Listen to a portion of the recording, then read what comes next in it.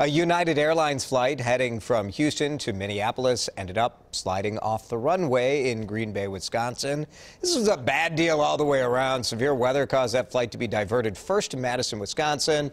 Then it went up in the air again, and they had to divert it to Green Bay, and that's where the plane slid off the runway.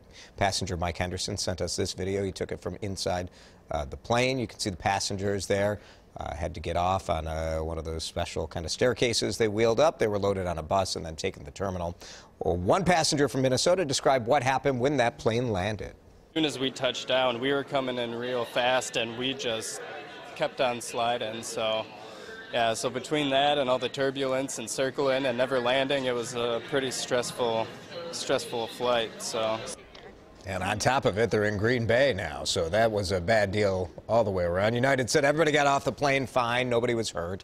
Passengers told us they were given the option of giving up on air travel and taking a bus to Minneapolis or waiting for a flight this afternoon. In the wake of the school shooting in Florida, the Minneapolis City Council passed a resolution honoring all victims and survivors of gun violence. If we can't vote, this is about the biggest say we can have right now, and for some of us, we will be able to vote in the next election. I'm proud to see young people leading the way. They are the NRA's worst nightmare right now. The declaration also says the city will do more to reduce gun violence and keep schools and communities safe. President Trump had harsh words for the Florida deputy who stayed outside the shooting while the shooting was going on inside the Marjorie Stoneman Douglas High School. Nikki Batiste has the latest on Florida's plan to improve school safety while that school gets ready to reopen.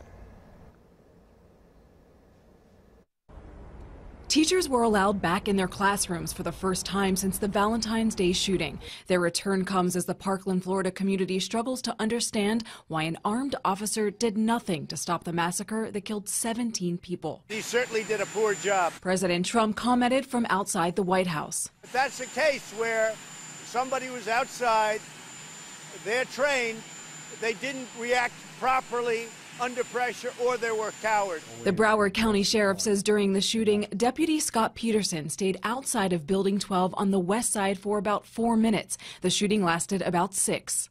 Peterson has been suspended without pay. First responders who did rush to the scene came forward to share their stories. This officer's wife and son were in the school when the gunfire started. By the grace of God, when they walked out in the hallway, they found each other.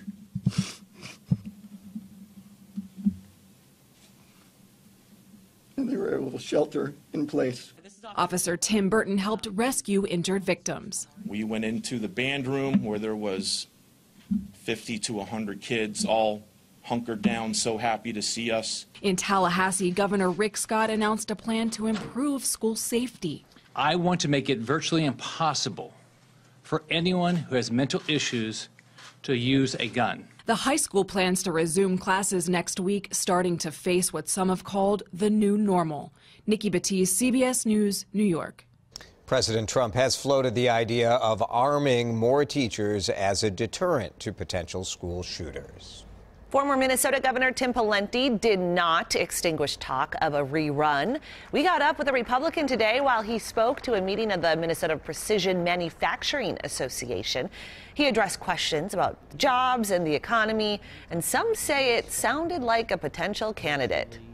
I announced not too long ago I wasn't running for the U.S. Senate, and as to what I do next, I'm mulling all of those options over, and we'll have some more information for you down the road. There are 5 Republicans who have declared they are running for governor in November. Pawlenty was governor from 2003 to 2011.